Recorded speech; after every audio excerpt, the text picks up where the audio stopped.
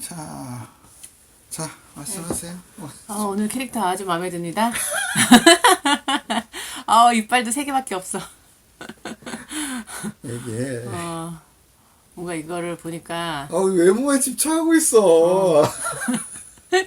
거울이 아니에요. 뭔가 내가 그 일본 크루즈선에 탄 느낌이야. 이러고 있는 것 같아. 저쪽에 그 배경은 그 신종 코로나 그 바이러스들이고. 아, 그래요? 코로나가 언제부터 저렇게 귀여웠었나? 진짜 귀여울 수도 있죠. 그래요. 걔네들 입장에서는. 아니. 무슨 죄겠어. 아니. 오늘은 그 일본 크루즈선에 대해서 얘기를 한번 해보고 싶습니다. 무슨 속이 된 거지? 일본 크루즈. 너무 의식하지 말고 그냥 편하게 얘기하세요, 이렇게. 3번 정도 하니까 이제 뭔가 이제 변화를 추구할 때 그런 느낌이 드네요. 아직 아무도 본 사람도 없는데 우리 그런가? 말고는. 그런가? 신났어 아주 그냥. 그래 이게. 아까 전에 당신이 그런 얘기 했잖아. 그 일본 사람들은 우리나라 사람보다 희생하는 게 덜하다. 나 그거 좀 궁금한데. 희생하는 게 더. 예전에 가미카제도 있었고 뭔가 이렇게 전쟁이 나면 뭔가 다투항해가지고 뭔가 이렇게 다 전쟁에 가서 싸우고 막 몸바쳐 싸울 것 같은 그런 느낌인데. 좋은 질문이고 좋은 지적인데 그거를 예를 든 지금 가미카제를 생각을 해보더라도 물론 근데 사람마다 다르긴 할 거야. 당연히 우리나라에서도 그런 거 희생 안 하려는 사람들도 있고 일본에서도 또 적극적으로 자발적으로 희생하려는 사람들도 분명히 있겠지만 전체적인 이렇게 분위기를 봤을 때 딱 느껴지는 그거는 명확하게 좀 일본은 그런 게 좀 덜하고 우리나라는 좀 그런 게 의외로 이렇게 그 어떤 결정적인 때마다 나서서 하고 그런 게 많은 것 같은데 그 원인이 뭘까를 생각을 해보면 지금 가미카제를 예를 든 거기서도 보면 그거 얘기 들어보면 다 억지로 이렇게 시켜서 했다고 하잖아. 그러니까 가미카제 이제. 그러니까 그동안 일본의 역사나 뭐 그런 게 다 억압, 공포 그런 걸로 억지로 하게끔 그렇게 막 그렇게 만들어 놨다고. 그러니까 나서는 모습이 진짜 자발적인 그런 게 아니었던 거야. 근데 뭔가를 이제 국가 권력이든 어디든 그래도 그 백성들을 좀 챙겨주고 뭔가 좀 백성들도 그거에 힘입어서 뭐 좀 에너지도 있고 그러면 그래도 뭐 약간의 뭐 평소에는 불평등이나 그런 문제 여러 가지 있을 수도 있지만 뭐 외적이 침입한다든지 뭐 병이 돈다든지 어떤 그런 결정적인 국면에서 그 참모습이 나올 수 있는데 그런 때를 생각을 해보면 그 일본은 좀 그 평소에 항상 억압되고 그래서 억지로 해서 그래서 그런지 좀 그냥 좀 안 하고 그런 측면이 강한 것 같고 우리나라는 자발적으로 좀 나서서 애초에 또 에너지가 다르잖아. 그러게 좀 에너지가 다른 것 같긴 해. 좀 주체적이잖아 우리 사람들이. 그러니까 에너지가 열정도 좀 있고. 다른 게 그 지리적인 그런 것도 있을 수 있지만 그것조차도 국민들을 억압하고 막 이렇게 했으니까 또 그래서 에너지를 일본은 좀 죽인 측면도 있고 우리는 그래도 상대적으로 그 뭐 이몽룡하고 방자 그런 경우처럼 뭐 신분은 다르지만 아래 것이 하면은 이놈하고 이럴 수는 있지만 뭐 걔를 뭐 목을 친다든가 막 그런 식으로 하지는 않았잖아. 그러니까 그렇게 좀 여유 있게 좀 받아주는 그런 게 있었어. 문화. 그러니까 좀 할 말 다 하고. 그러니까 강자가 한 말 다 하잖아 이몽룡한테. 그러니까 그래서 그런 에너지가 좀 있는 그런 측면도 있는 것 같다고 생각을 해.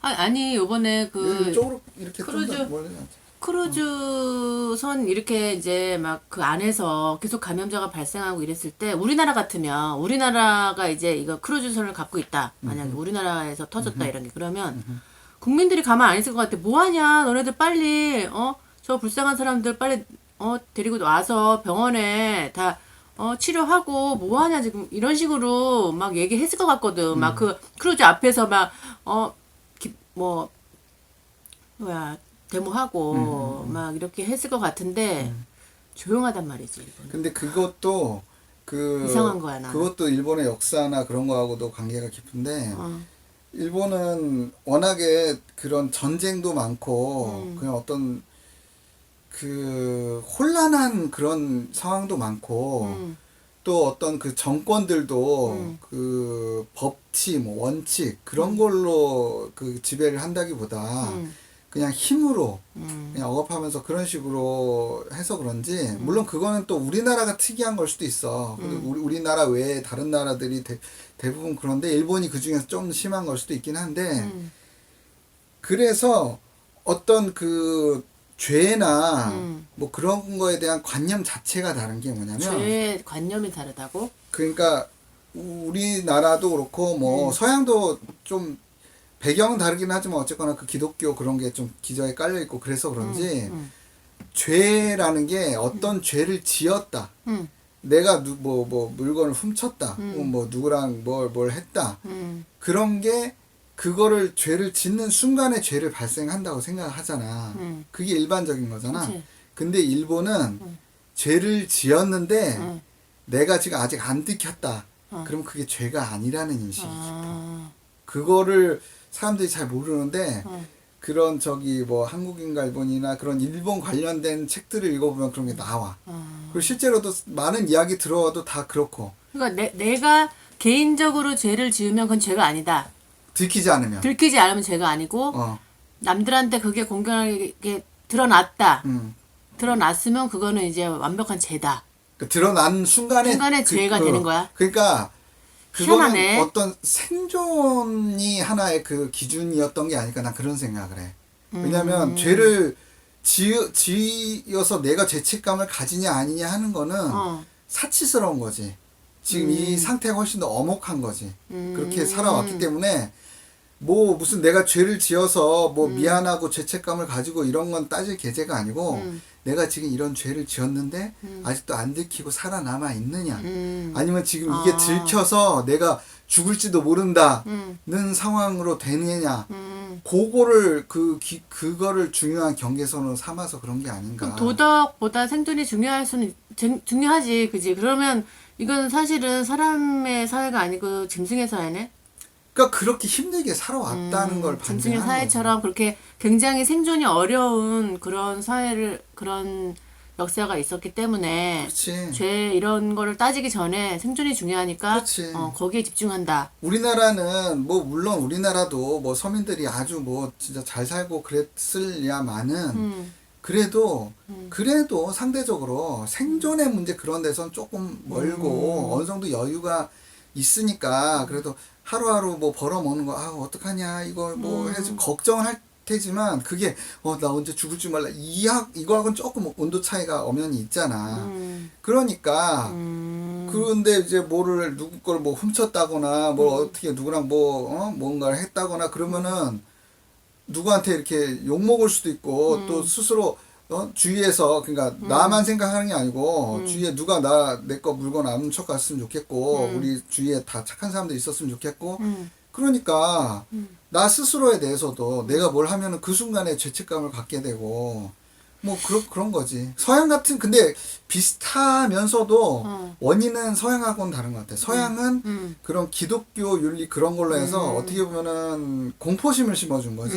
너 원죄. 이러면은 들키지 않을 수 있어도 너 나중에 죽어서 지옥 가 이런 식으로 위협을 한 거고 우리는 상대적으로 원래 옛날부터 그런 종교적인 그런 건 좀 덜했잖아. 좀 현실적인 좀 그런 게 있었잖아. 서양에 비해서는. 그러니까 기독교의 종교하고 좀 많이 다른 것 같아. 그치. 우리나라 그러니까 어떤 본연의 그런 자기 자신의 인간성에 많이 호소를 하는 그런 종교들 그치 있잖아. 그치 인간 중심 자기 본연의 그런 그 도덕관 죄책감 뭐 그런 거 그런 게 아닐까. 근데 그러니까 이제 서양 사람들이 우리나라에 와서 놀라는 게 뭐 어디 뭐 커피숍에서 그냥 노트북이나 핸드폰을 그냥 두고 화장실에 가는데 그냥 그대로 있는다. 나는 이해가 안 간다. 이런 얘기 많이 올리잖아.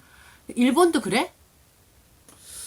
아니 근데 이제 그거는 일본이 서양보다는 나을 테지만 우리나라보다는 좀 아마 떨어지긴 하는 것 같아. 그러니까 범죄율도 뭐 공공장소나 이런 거에서 우리나라가 탑을 달리고 근데 그거 조금 뒤에 일본이 있다고는 해. 근데 이제 어쨌거나 서양이나 뭐 다른 나라에 비해서는 일본도 우수한 편이고 그런 거, 그런 그 범죄율이나 그런 거는 그런 건데, 근데 그것도, 사실 실험을 하려면 제대로 엄밀하게 해봐야 그래. 되지 않을까. 왜냐하면, 통계적으로. 우리나라에 CCTV가 많잖아. 그러니까 이게 사람들이 CCTV가 없는 곳에서도 그런 것도 뭐를 있겠다. 이렇게, 뭘 놨는데 사람들이 정말 안 가져갈 것이냐. 근데 이제 사람들이 유동인구가 많은데도 CCTV가 없는 곳을 찾기가 좀 어려운 문제가 있긴 한데, 그러니까 그런 곳이 만약에 있다면, 그런 아니, 곳은 저기 뭐 시골 같은 데는 CCTV 별로 없잖아. 유동인구가 별로 없잖아. 그러니까 유동인구가 많으면서도 CCTV가 없는 데서 실험을 했는데, 물론 그럼에도 사실 누가 사람들이 다 지나가면서 여기 CCTV 있나 없나 확인하고, 그렇게까지 하진 않는 그러니까 것 같아. 범죄를 저지르는 건 아니니까. 아니 뭐 그게 노인층에서도 그렇단 말이야. 노인층에서도 이렇게 막 훔쳐가 그러지 않는다니까. 그러니까 근데 그 CCTV 생각까지 하지 못하거든. 아니 근데 실험이란 건 그러니까 이렇게 좀 그래도 어쨌거나 사람들이 그런 게 이제 습관같이 그 스며들 이런 그러니까 저런 거 가져가면 안 된다 하는 그런 게 이제 생활 양식이 스며들어 있는 게 있으니까 그러니까 차이점은 있겠지만 과연 CCTV가 없는 곳에서도 그러니까 없고 유동인구 많은 곳에서도 거의 똑같이 그렇게 그런 결과가 나오느냐 그건 한번 실험은 해볼 만하다고 생각해. 근데 일본 사람들이 보이지 않는 곳에서는 진짜 그치 좀 일본은 그거지. 더럽고 좀 안 좋은 짓들을 많이 하는데 그 보이는 곳에서는 진짜 예절 바르고 뭐 그런 거 있는 것 같아. 아 근데 이거를 또 어떤 그 민족성 혹은 뭐 인종주의 이렇게 누가 이렇게 그건 안 돼. 들으면 오해할 수도 있으니까 이제 그거를 보충을 하자면 우리나라에도 나쁜 사람 있고 일본에도 정말 착한 사람이 있잖아. 그래. 그러니까 똑같은 사람이 비슷하게 어떤 평균적인 사람이 우리나라에서 일본으로 갔어. 그래가지고 뭐 정말 오랫동안 살아가지고 그 다음 뭐 아들 낳고 그래가지고 몇 대만 지나면 그건 똑같이 지금의 일본 사람들이랑 그냥 똑같이 되는 거고 일본의 어떤 평범한 그런 사람이 우리나라 마찬가지로 와서 오랫동안 살고 결혼해서 애 낳고 하면 그냥 이렇게 똑같이 우리나라 사람 같이 문화를 되는 거야. 공유하면서. 그러니까 이 전체적인 분위기와 환경. 그러니까 물론 어떤 민족성이랄까 그런 것도 사실 아예 무시할 수 없는 거긴 한데 왜냐면 이 아주 옛날 몇백 년, 몇천 년 전서부터 내려온 어떤 그 DNA에 새겨진 그런 것도 있을 수는 있으니까. 집단 무의식. 그치. 근데 그 비중이 그렇게 생각만큼 아주 크지는 않을 거다. 나는 그렇게 추측을 하는 거지. 당신은 보면 되게 문화, 그 사회나 문화, 환경 이걸 더 중요하게 생각하고. 아니 그냥 일례로 우리나라에서 지금 일본 건너가지고 막 일본 방송에서 우리나라 막 까면서 막 거의 뭐 일본 사람보다 더 일본 앞잡이다 싶게 막 황당한 얘기 늘어놓은 사람도 있다고. 그런 사람하고 또 지금 그 세종대 그 호사카 교수님 독도 우리 막 얘기하고 뭐 그런 그분 완전 그냥 일본 사람이잖아. 뭐 교포도 아니었잖아. 근데 그분 우리나라 귀화해서 왔는데 누가 더 양심적이고 맞아. 올바른 인간이냐. 그럼 우리의 기존 잣대 우리가 뭐 한국 사람 착하다 이렇게 생각했으면 그럼 누가 더 한국 사람이냐. 한국 사람들은 사기꾼도 되게 많잖아. 그러니까 그 얘기도 해야 돼. 맞아.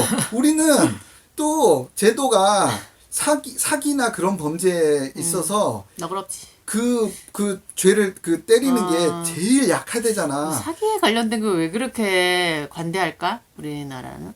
어떤 기업, 가진 자, 아. 그리고 뭐 그런 사람들에게 좀 유리하게 만들어져 있지 않았을까. 나는 그런 추정을 하는데, 그러니까 그래서 그런지 우리나라가 뭐 공공 이런 곳에서 뭐 물건 훔쳐가고 그런 건 정말 엄청 그러게. 뛰어난데 사기 범죄율은 사기 거의 전 세계 범죄율은 톱 정말. 거의 가까이 달린다고 하잖아. 그러니까 그런 환경과 뭐 법이나 이런 게 중요하다는 걸 또 반증하는 또 하나의 그 증거일 수 있는 예전에 거지. 알던 사람 사기를 쳤는데 그냥 뭐 좀 감옥 갔다가 몇 년 살다 오면 되지 뭐. 그리고 또 사기 치는 거 봤어. 법이 사기를 우리는 지금 그냥 이렇게 슬슬 때리는 정도가 아니고 조장을 하는 수준이니까. 그러니까 조장 수준이다. 사기를 쳐서 내가 만약에 10억을 사기를 쳐서 이렇게 후루룩 했어. 그러면은 10억을 내놓는 건 기본이고 거기다 더 때리든지 뭐 돈으로 못하면 뭐 몸으로 때우기 한다든지 뭐가 있어야 될 거 아니야. 근데 다 지금 뉴스 나오는 거 보면은 10억을 사기쳤는데 뱉어내야 될 돈은 1억이야. 그러면 뭐 그러면 사실 정말 뭐 별로 양심에 그렇게 크게 거리 끼지 않는 사람이면 이해관계만 따지면 사기를 치면 이득이네. 걸려도 이득이네. 그냥 계산이 그렇게 나오는 거야. 이번에 마스크 대란 때도 그런 얘기 있었어. 뭐? 그러니까 계약을 했던 거지. 판매해야 된다고 우리 국내에 판매하기로 했는데 그거를 그냥 계약 파기하고 중국에 막 내다 팔고 그러면서 뭐 내가 지금 한 6, 7억 위약금 내고 30억 벌면 나 그냥 30억 할래요. 뭐 이렇게 그냥 대놓고 얘기하는 거 인터뷰한 거 봤어. 기사로. 그러니까 이 법을 정하는 인간들이 법을 만들고 또 그걸 집행하는 인간들이 착한 일을 하면 이익이고 나쁜 일을 하면 손해구나 하는 그런 환경을 확실하게 만들어줘야 되는데 그렇지 않으면 계속 나쁜 인간들한테 더 이익을 가져다 주는 거지. 그러니까 이 법을 만들고 집행하는 인간들이 간단히 말하자면 나쁜 인간들 편인 거야 지금 우리나라는. 이 대한민국이란 나라는 이 건국 이래로 이거 완전 잘못된 거지. 그러면 우리나라처럼 좀 뭔가 순하고 좀 말 잘 듣고 이런 사람들한테 완전 호구가 되는 거네. 그러니까 지금 근데 이 대한민국이란 나라도 뭐 이제 건국 어쩌고 하면 뭐 임시정부 때다 뭐 해방 이후다 이렇게 얘기하지만 그냥 실질적으로 나라가 이제 이렇게 꾸려지고 돌아간 건 그 해방 이후니까 그냥 그때로만 쳐도 그래도 지금 뭐 50년이야 몇 년? 60년. 60년? 꽤 됐잖아. 근데 이런 안 좋은 법이나 이런 위정자들의 이 하에서 살아왔으면서도 사람들이 아직도 그래도 전 세계 톱을 달리는 어떤 착한 심성, 이런 도덕성을 갖고 있다는 것 자체가 우리나라 사람들이 정말 착하구나. 그리고 또 혹은 그 이전에 그 뭐 조선시대나 뭐 고려시대나 이런 그 옛날서부터 내려온 그런 것들이 그 우리 역사가 되게 좋게 흘러왔구나. 그런 생각을 역설적으로 또 할 수 있는 거지. 그렇겠네. 빨리 이게 고쳐져야 되는데 이게 왜냐면 이런 환경 하에서 이것도 계속 흘러가다 보면 그치 이제 결국은 고인물이 되겠지. 그치. 그러니까 그 나쁜 환경에선 뭐 좋은 식물이나 이런 거보다 곰팡이나 이런 게 자라나기 쉬운 것처럼 그렇게 결국은 되게 돼 있거든. 그 빨리 하루속히 이런 정치 뭐 국회의원들이나 뭐 이런 인간들이 이걸 빨리 고쳐야 되는데 그럴 기미는 안 보이고 다들 집 밥그릇만 이렇게 아휴 이제지 물 좀 갖고 와요. 예, 말씀하세요. 그러니까 이제 이게 돈 있는 사람들이 사기를 더 잘 칠 수 있는, 응? 사기 치면 더 돈을 더 벌 수 있는 이런 구조잖아. 그래서 당신이 저번에도 얘기한 것처럼 돈 없어도 정치를 할 수 있어야 된다. 그게 핵심이다. 돈 없으면 돈이 없는데 어떻게 정치를 해? 내가 이거는 따로 완전히 주제 띄어가지고 이렇게 하려고 그랬는데 그 뭐지? 스웨덴 스웨덴. 뭐 정치자금 뭐 이런 식으로 이렇게 검색을 하면 나와. 스웨덴 나라의 그러니까 정치. 그게 스웨덴만은 아니고 뭐 북유럽? 저 옆에 핀란드나 저기 노르웨이도 아마 할지도 몰라. 근데 내가 검색한 결과는 그래. 최소한 스웨덴에서는 돈 없는 사람도 정치를 할 수 있어. 근데 그게 그렇다고 뭐 개나 소나 하고 그런 정도는 아닌데 그러니까 돈이 없는데 나는 기존에 지금 정치인들이나 이런 사람들이 그 뭔가 이거 좀 부족하다 이야기하지 않는 것들이 있다. 그래가지고 이런 정책이나 어떤 그런 걸 뭐 해야겠다 해서 사람들을 불러 모으고 그래가지고 그게 어느 정도 이게 모여서 그 지지도가 어느 정도 이제 되잖아. 뭐 3%는 5%는 뭐 정해진 게 있겠지. 뭐 아주 뭐 적게는 뭐 1%든 그렇게 되면 그 지지율을 가지고 그가 보조금을 받는데 그래서 말 그대로 돈 없이도 지지율로 보조금을 받는다. 지지율이 일정 퍼센트 이상이 되면 그게 정부에서 뭐 국가에서 돈을 대줘서 그 돈을 가지고 정치를 할 수가 있는 거야. 그리고 한편으로는 내가 좀 더 자세히 알아보려고 했는데 이제 그것까지는 아니었지만 그 정치 뭐 선거든 간에 아니면 국회의원들 뭐 이렇게 의정 활동을 하든 간에 그럴 때 들어가는 돈도 되게 좀 그 최소화하는 그런 느낌이었어. 그러니까 우리나라 선거 같은 거 하면 바깥에서 막 가두 그 활동하고 막 트럭에 뭐 붙여서 막 하고 뭐 플래카드 그래. 붙이고 다 막 그러잖아. 돈이잖아, 그거. 그거 다 돈이잖아. 어. 근데 그걸 꼭 해야 돼? 그러니까 아니 그 뭐냐면 우리 플래카드에서 볼 수 있는 게 뭐야? 누구 얼굴 딱 써붙여가지고 뭐 문재인의 뭐 비서실장 뭐 누구누구의 친구 뭐 박근혜의 뭐뭐뭐 이거잖아. 그게 중요한 어떤 정보야? 아니잖아. 그걸 보고 찍는다는 것 자체가 말이 안 되고 또 길거리 다니면서 사람들 뭐 안녕하세요 누구입니다 지지해주세요 그걸 악수하는 그 다니는 그 행위도 그게 무슨 의미가 있는데 그러면은 누가 아무런 정치적인 그런 지식도 없고 막 그랬을 생각 없어. 근데 누가 지나가다니다가 아 안녕하세요 누구입니다 저 찍어주세요 하고 하하 해가 악수했어. 아 근데 그 느낌이 아 왠지 좋아. 저 사람 되게 착한 것 같고 되게 나한테 웃어주고 되게 기쁨을 주네. 저 사람 찍어줘야겠네. 그럼 그게 정말 좋은 선거 행위야? 아니잖아. 그런 어떤 진짜 근데 그거는 국민성이 어느 정도 그 수준이 올라가야지 되잖아. 아니 아예 제도적으로 막아버리면 되지. 막는다고 그거를?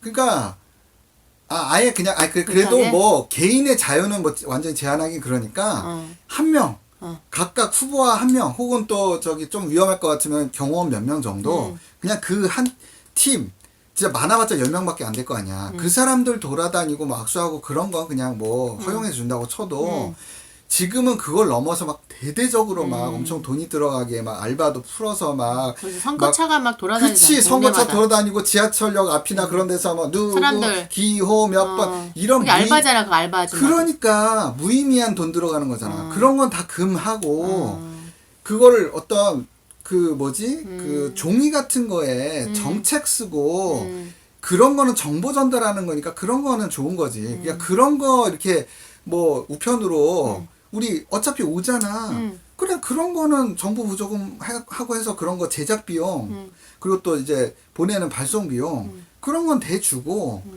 그렇게 해서 그리고 또 최소한 이제 선거가 있다는 건 알리긴 해야 되니까 그 뭐 동네 벽보 같은 거 붙이고 그런 거 몇몇 아주 최소한의 그런 것만 허용을 하고 나머지는 아예 금해버리는 거지. 왜냐하면 그렇게 해야 돈이 있는 사람들과 돈이 없는 사람들의 그 격차가 그나마 줄어들게 될 거 아니야. 아무리 그렇게 제도적으로 해도 암암리의 격차는 있을 수는 있지만 최소한 제도적으로 할 수 있는 그런 격차의 최소화는 해야 되는 거지. 그러면은 근데 또 한편에서는 그 뭐지? 그러면은 너무 또 투표하는지도 모르고 별로 분위기가 안 살아서 투표율이 떨어질 수도 있는 거 아니야? 이렇게 얘기하는 사람들도 있는데 애초에 그런 걸로 해서 그런 게 안 하면은 투표하는지도 모를 정도의 무관심한 사람이면 투표를 오히려 안 하는 게 나을 수도 있는 거 근데 아니야? 오히려 그걸 안 하면 오히려 그 요즘은 인터넷이 많이 발달돼 있으니까 인터넷으로 그거를 다 풀어가지고 알바를 써서 인터넷에 보이지 않는 보이지 않는 이런 세력화하는 게 더 많아지지 않을까? 그런 거 나름대로 뭐 단속을 하면 되는 거고 근데 그거를 만약에 그 가능성도 있다고 쳐도 오프라인에서 정말 사람들 풀어서 하는 거하고 온라인에서 누구 프로그래머 이렇게 몇 명 해가지고 그거 하는 거하고 어느 게 더 돈이 많이 들까 생각하면 그래도 그런 측면에서도 온라인으로 하는 건 상대적으로 돈이 덜 들 거거든. 그러니까 이쪽이 나은 거지. 그리고 온라인으로 아무리 어쩌고저쩌고 한다고 해도 그래도 사람이 영향을 받아서 찍는 거는 오프라인에서 이제 실제로 이렇게 사람들이 막 이렇게 하는 거하고 그 영향력도 또 덜 할 테고. 근데 사실 그렇게 의지만 있으면 돈 없이도 정치를 할 수 있게 만든다는 의지만 있으면 사실 그런 건 사실 일도 아닌데, 그지? 그렇지. 애초에 지금 이 뭐 민주당이고 자유당이고 간에 자기네들이 그 기득권을 놓치고 싶지 않으니까 그걸 안 할 뿐이지. 정말 그거를 생각하면 아니 노르웨이에 이미 그렇게 근데 그 얘가 핀란드나 있는데 왜안 노르웨이 하는 이런 스웨덴 이런 나라도 분명히 네, 스웨덴이었던 것 같아요. 근데 돈으로 발랐던 시절이 있었을 거 아니야. 그랬겠지. 근데 이제 그게 이렇게 넘어갔다는 그 과도기에 어떻게 했는지 그걸 좀 알아보면 좋겠다. 그럴 그지? 수는 왜냐면 있긴 그거 하겠지만. 저항도 굉장히 기득권의 저항이 엄청 심했을 테고. 근데 저기 아래에서 음. 그 스웨덴이었던 것 같은데 발렌베리 가문이라고 음. 지금 우리나라의 삼성 같은 그런 재벌 가문이 있는데 옛날에 거기도 되게 독점적으로 거기만 막 잘 나가고 막 그러게, 그래가지고 그런 역사 있을 그 텐데. 나라 부에 막 거의 거의 대부분을 대부분. 장악하고 막 그래가지고 막 엄청 막 분쟁도 있고 그랬다고 들었던 것 같아. 근데 거기 일단 아래에서 막 그 발렌베리 가문에 대해서 막 엄청 막 요구하고 막 항쟁하고 그랬던 것도 있고 또 이쪽도 또 이러면은 우리 오히려 또 위험하겠다 싶어가지고 그렇게 같이 어떻게 보면 노사합의랑 비슷한 거지. 그래가지고 사회적인 기여도 하고 이런 쪽으로 이렇게 하면서 뭐 지금은 거의 뭐 그 국가 내에서도 스웨덴 내에서도 그 가문에 대해서 뭐 이렇게 반감을 가지거나 그러기보단 오히려 되게 좋게 보고 그렇다고 되게 하더라고요. 그렇게 되려면 사실은 국민들의 의식 수준이 굉장히 높고 수준이 높아서 그런 거를 이렇게 판단하고 똑똑해야 될 것 같다 일단. 아니 근데 의식 수준을 말하기 이전에 음. 사람들이 정말 그런 의식이 없느냐도 생각을 해봐야 되는 거야. 그러니까 지금 뭐냐 저기 다문화 뭐 이런 뭐 외노자 난민 이런 문제도 사람들이 온라인에서도 보면 많은 사람들이 문제의식 갖고 있다고. 근데 그거를 대변하는 정치 세력 없잖아. 왜냐하면 돈이 없으니까. 그러니까 지금 애초에 이런 돈 없이도 정치할 수 있는 환경이 꾸려지면 그런 뭐 다문화 뭐 이쪽도 그렇고 다른 문제들도 그렇고 목소리를 내는 사람들 돈은 없지만 목소리는 많은 사람들이 그 정치를 할 수가 있는 건데 그렇게 먼저 그런 환경을 만들어 놓고서 그래야지. 지금 물론 사람들의 의식 수준이 떨어진 것도 있을 수는 있어. 근데 그걸 탓하기 전에 기존의 정치권이나 이런 데에서 할 일을 다 했느냐 그거를 따져봐야 되는 거지. 근데 전혀 아닌 거지 지금 봐서는. 그러니까 지금 저기 우한 거기 폐렴 그것도 미국의 음모 어쩌고저쩌고 얘기하는데 뭐 그래 미국이 정말 바이러스 가지고 어디서 이렇게 슥슥 뿌려놓고 이렇게 그렇게 할 가능성도 뭐 아예 없을 수는 없지만 충분히 있지만 근데 그러려면 그렇게 그 약한 바이러스를 뿌렸겠어? 아니 근데 좀 이상한 거. 그거를 그 음모론을 말하기 전에 어. 그러면은 이 당국의 대처나 이런 건 정말 제대로 했느냐 그걸 먼저 따져봐야 된다는 거지. 근데 완전 개판이었잖아 중국이. 그러니까 사실 그거 얘기할 계제가 별로 없는 거지. 그거랑 비슷하게 우리나라도 국민들의 의식 수준을 말하기 전에 이런 정치권이나 이런 데서 제대로 된 제도나 이런 거를 하고 있느냐. 근데 희한하게 중국은 저기 예전에 사스도 그렇고 뭐 메르스도 그렇고 되게 많이 겪었잖아. 우리는 그런 거 겪고 나서 매뉴얼을 이제 제대로 만들어서 뭐 거점 병원을 딱 정하고 매뉴얼 이렇게 체계적으로 한다. 이게 이미 그 사스나 메르스 때 우리가 학습을 했기 때문에 지금 체계가 딱 잡혀 있다고 그러는데 중국은 왜 그게 없는 거지 아직도? 좀 정권이 변하지 않는 정권이 변하지 않아서? 그러니까 이상한 것 같아. 공산당 하나가 계속 가잖아. 그 안에서 또 뭐 무슨 공청단, 상하이방, 태자당 뭐 해가지고 뭐 돌아가면서 한다고는 하지만 그것도 사실 지들끼리 이번에 우리가 했으니까 다음엔 너 이런 식으로 이렇게 돌아가면서 한다는 개념이지. 어느 한편이 정복을 하고 국민들이 지지율이 더 높으면 여기를 한다 이 개념이 아니잖아. 그러니까 그 제도적으로만 봐도 일단 국민들의 그거를 바로 민감하게 실시간으로 이렇게 눈치 보고 반영하고 그거하고는 좀 거리가 있는 거지. 그러니까 그런 측면도 있고 물론 거기도 국민들의 그거를 눈치를 보긴 보겠지만 그게 이제 아주 원활하게 피드백이 오고 가는 그거는 아닌 거지. 그러니까 독재가 물론 단점만 있는 게 아니고 이 그 껍데기만 민주인 이런 민주에 비해서 책임의식이 있는 거는 독재가 좀 더 그러니까 책임의식이 엄청난 있을 수 있지. 장점도 있지만 이런 또 엄청난 단점도 또 한편으로 있긴 있는 거지. 그러네. 어쨌든 제가 못하고 있어요. 막 이르기도 하고 국민들한테. 이게 좀 서로 견제하면서 상생하는 것도 있네, 그치? 좀 좋게 얘기할 수도 있고. 어쨌든 우리는 그때 메르스 때 엄청 뛰어가지고, 응? 나도 진짜 한 달 동안 밖에 못 나가고. 그래서 뭔가 이렇게 체계가 잡혀있는 느낌이 들어, 요번에는 보니까.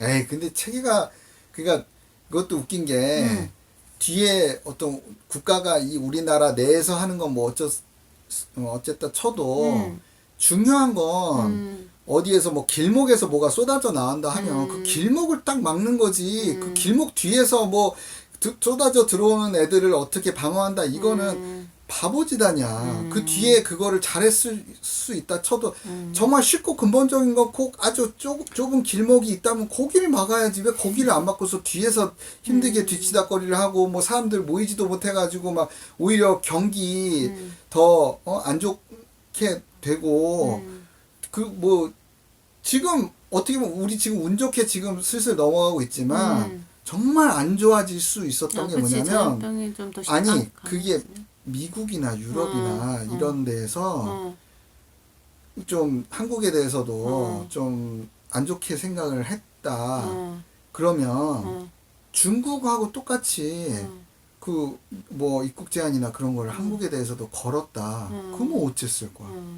이거 엄청나게 더 큰일로 번질 수도 있었던 거야. 이건 진짜 엄청나게 잘못하고 있는 거야. 그 정도는 아니지만 되게 뭐 공항에서도 그렇고 비행기 안에서도 한국인 혐오하는 거 좀 정서가 많이 아니, 있다고 그러니까 그러더라고. 그쪽도 좀 뭐 생겼대. 인종주의에다가 지금 뭐 아시아나 그 한국과 중국 이런 데가 뜨고 하니까 그런 경계 그것도 있고 그랬겠지만 어쨌거나 우리가 중국 그 입국을 안 막았잖아. 그러니까 우리도 할 말이 없는 거죠. 어떻게 보면 중국에서 계속 우리나라 왔다 갔다 하고 이런 상황에서 걔네들이 그러면은 한국인들도 어떻게 좀 기피하고 해야겠다. 말은 맞는 거야. 그치. 그 입장에서는 말은 맞는 거야. 그러니까 누구를 탓하려면 내가 할 도리를 어느 정도 그래도 했느냐 그걸 먼저 스스로 돌아보고 따져봐야 되는 거야. 우리는 지금 중국인들 그걸 안 막았기 때문에 같이 도매금으로 취급받아도 어떻게 보면 뭐 할 말 없는 상황인 거지.